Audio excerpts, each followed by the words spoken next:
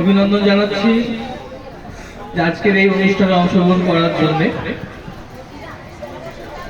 বক্তব্য একের পর এক বক্তব্য মনোটোনাস হয়ে যায়, বেশিক্ষণ ভালো লাগে না। আমি জানি তো আপনারা অনেকক্ষণ ধরে শুনছেন। আমি আত্মপরিচয় দিচ্ছি। আমার নাম লিটন বিশ্বাস।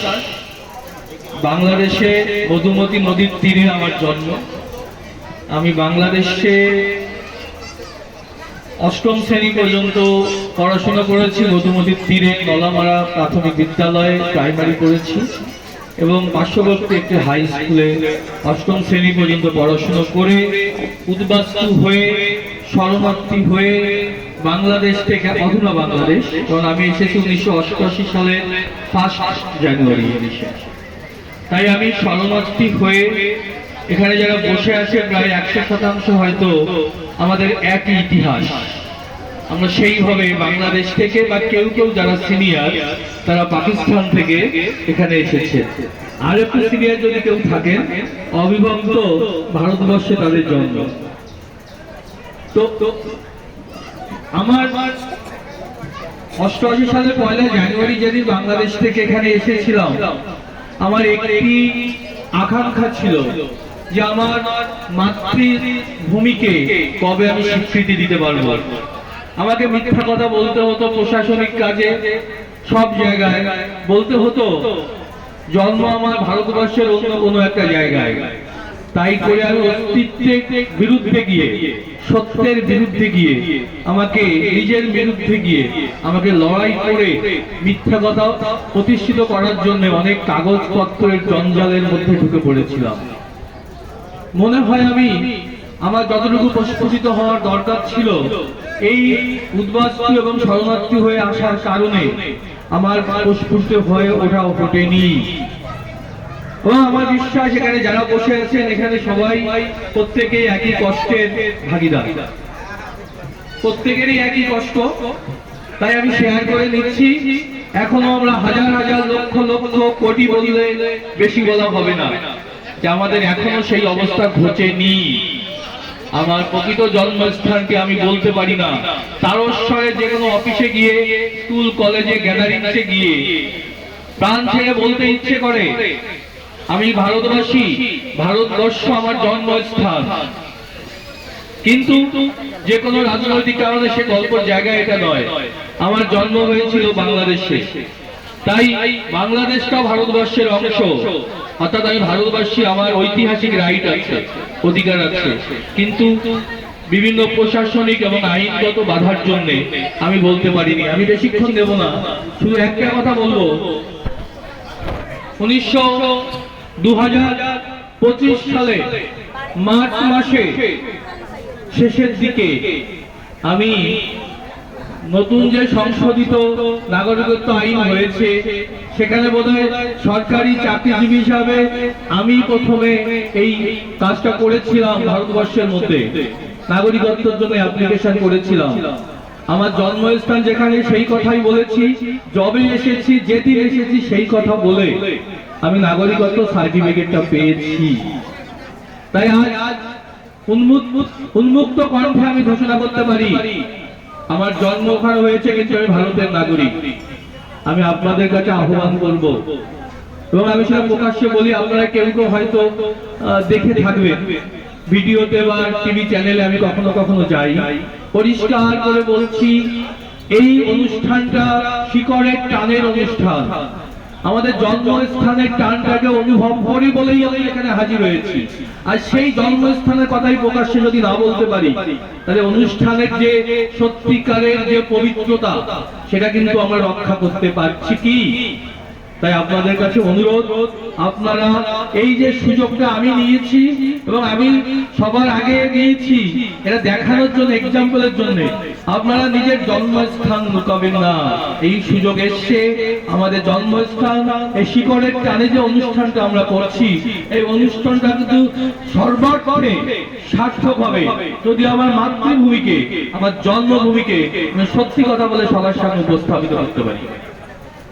তাই আপনাদের কাছে অনুরোধ, যদি এতটুকু সাহায্য আপনাদের লাগি, কোনো রাজনৈতিক মতাদর্শ নয়, কোনো ধর্মীয় মতাদর্শ নয়, মতাদর্শ নিজের মায়ের সঙ্গে সম্পর্ক, নিজের জন্মস্থানের সঙ্গে সম্পর্ক।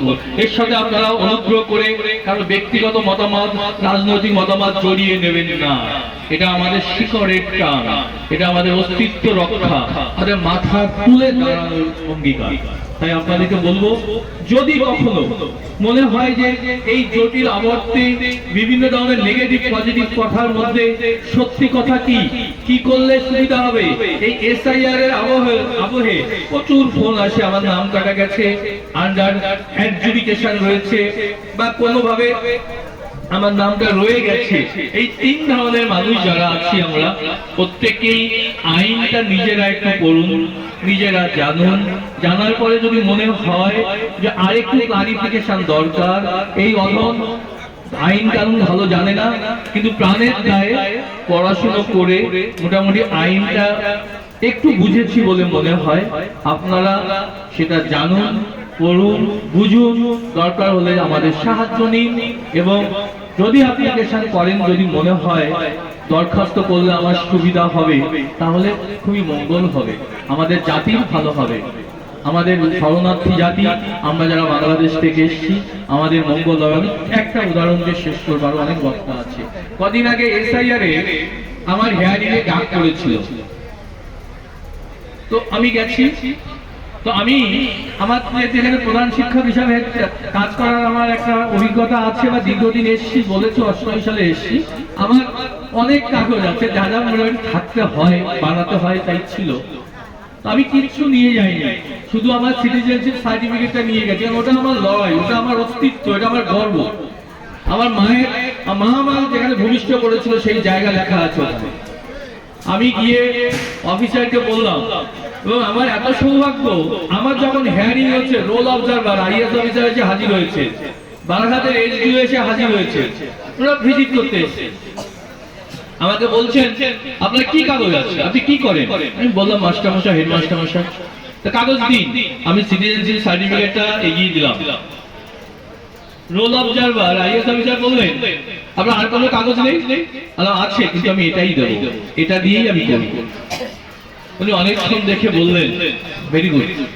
উনি নিলেন, সেটাকে আপলোড করলেন। আজকে আমার নাম কিন্তু ভোটার লিস্টে কিন্তু আছে। আমার পাশেই এক ভদ্রলোক, আমি বলছি উনি সম্ভবত বাংলাদেশে আমাদের চট্টগ্রামের লোক, বয়স্ক, অনেক বয়স হলে বাংলাদেশ থেকে এসে তার হেয়ারিং হচ্ছে। তাকে জিজ্ঞেস করে, আপনার কাগজপত্র দিন, আপনার জন্ম কোথায়? বলে, আমার জন্ম মধ্যম গ্রামে। তিনি বলছেন, তা বলছে, আপনার তো এখনো চট্টগ্রামের অ্যাকসেন্টই যায়নি, মানে কথা বলার যে কায়দা সেটাও যায়নি। তা আপনি বলছেন ও মধ্যম গ্রামে জন্ম।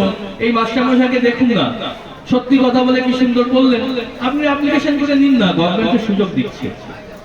তো আমি যদি এতটা নিজেকে লুকিয়ে রাখি, আমার চেহারা, আমার আচরণ, আমার প্রাণ, আমার হৃদয় সব এক কথা বলছে, আর আইনের জন্য, নিজেকে বাঁচানোর জন্য আমি অন্য কথা বলছি, এই দিয়ে জাতি কোনোদিন জাগবে না, এটা আমার বিশ্বাস।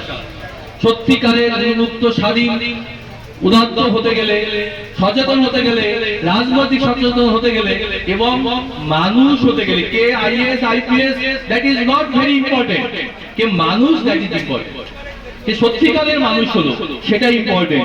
আমি জানি না সমরবাবু লেখাপড়া কথা, কিন্তু উনি সত্যিকারের মানুষ হয়েছেন, তাই আজকে অনুষ্ঠানটা আমি আসতে পেরেছি।